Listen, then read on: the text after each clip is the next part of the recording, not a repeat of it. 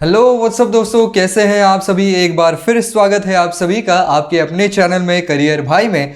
दोस्तों बात आज कर रहे हैं कि कॉग्निजेंट के अंदर अगर आपको जॉब चाहिए तो कॉग्निजेंट जो टेस्ट कंडक्ट करवाता है तो उसके सिलेबस पैटर्न क्या रहेंगे, कौन से सवाल आएंगे और कौन से उसके अंदर के सब टॉपिक्स होंगे, आपको उन सवालों को सॉल्व करने के लिए कितना समय दिया जाएगा, इस सभी के बारे में दोस्तों हम बात करने वाले हैं। दोस्तों आज हम यहाँ पर बात करेंगे कि प्रोग्रामर एनालिस्ट ट्रेनी इसकी जो टेस्ट है उसके लिए क्या सिलेबस रहेगा और एसोसिएट जो होते हैं उनके लिए क्या सिलेबस रहेगा। इन दोनों के बारे में हम आपको बताने वाले हैं। लेकिन आगे बढ़ने से पहले अगर आप इस चैनल पर नए हैं, अब तक आपने सब्सक्राइब नहीं किया है तो दोस्तों इंतजार किस बात का है, चैनल को फटाफट सब्सक्राइब कर दीजिए ताकि आप ऐसे ही नए नए वीडियो सबसे पहले देख सकें।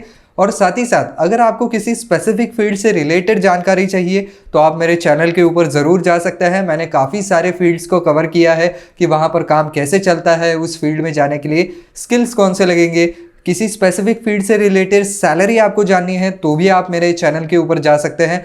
मैंने अलग अलग फील्ड्स में कितनी सैलरी मिलती है ये भी आपको बता रखा है और इंटरव्यू के दौरान कौन से सवाल आते हैं ये अगर जानना है तो उसके ऊपर भी वीडियो मौजूद है। तो एक बार ज़रूर चैनल के ऊपर जाकर के आप उन वीडियोस को भी देख लीजिए। तो चलिए दोस्तों शुरू करते हैं। तो दोस्तों शुरुआत करेंगे हम प्रोग्रामर एनालिस्ट ट्रेनी के वहाँ पर टेस्ट के साथ।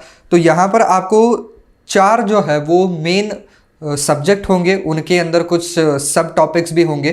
तो इनमें से सबसे पहला जो है क्वांटिटेटिव एप्टीट्यूड, तो इसके 16 सवाल आपको पूछे जाएंगे और 16 ही मिनट होंगे, यानी कि 1 मिनट में एक सवाल आपको सॉल्व करना होगा। इसके अलावा लॉजिकल रीजनिंग के ऊपर 24 सवाल आएंगे जिसके लिए 35 मिनट आपको दिए जाएंगे।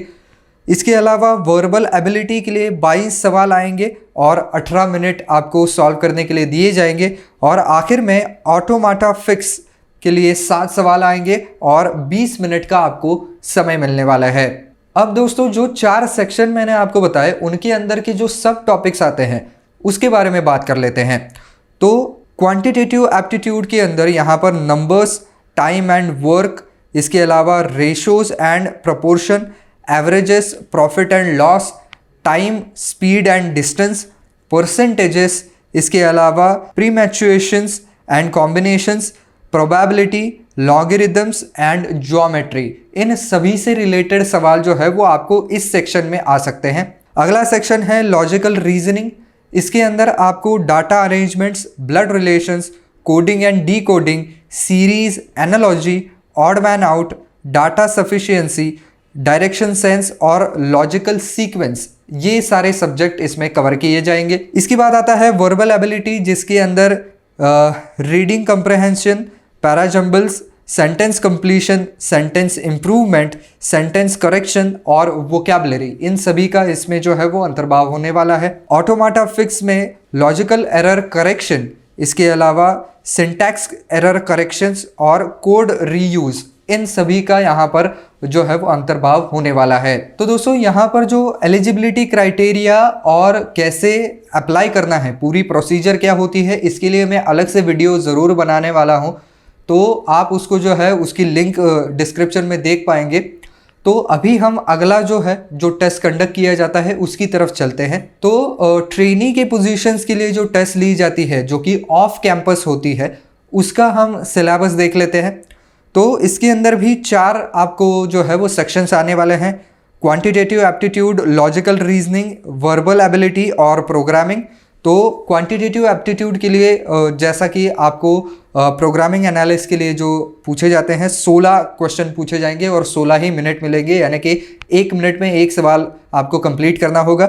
इसके अलावा लॉजिकल रीजनिंग के लिए 14 सवाल आएंगे, 14 मिनट मिलेंगे, यानी कि यहाँ पर भी आपको 1 मिनट में एक सवाल सॉल्व करना होगा। इसके अलावा वर्बल एबिलिटी के लिए 25 सवाल आएंगे, 25 मिनट दिए जाएंगे, अगेन 1 मिनट 1 क्वेश्चन। और आखिर में प्रोग्रामिंग के केवल 2 सवाल होंगे, लेकिन इसके लिए आपको पूरे 60 मिनट यानी कि 1 घंटे का समय दिया जाएगा। अब इसके अंदर जो है वो थोड़ा सा अलग है, जो सब्जेक्ट जो है वो थोड़े से अलग कवर किए जाते हैं।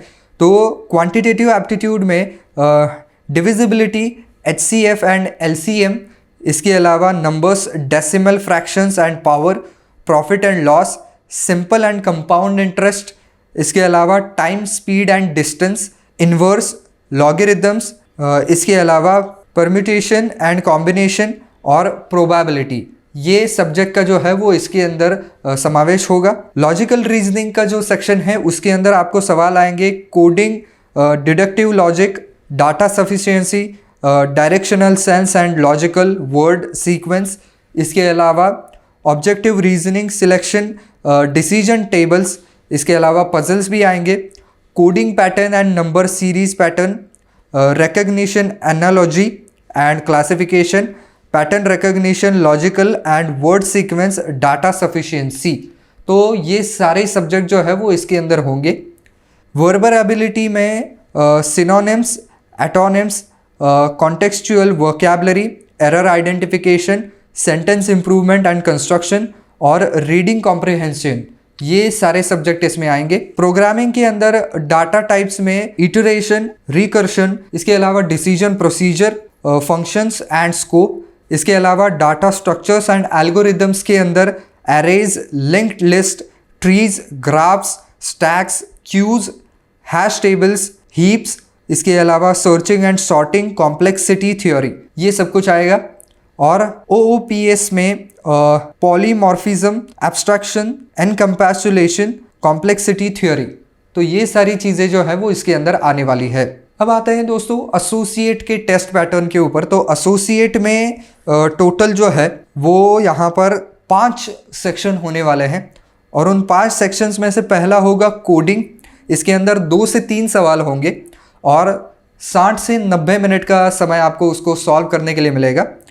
इंग्लिश कॉम्प्रिहेंशन के 22 सवाल यहाँ पर पूछे जाएंगे और 22 मिनट होंगे, यानी कि 1 मिनट में एक सवाल कंप्लीट करना होगा।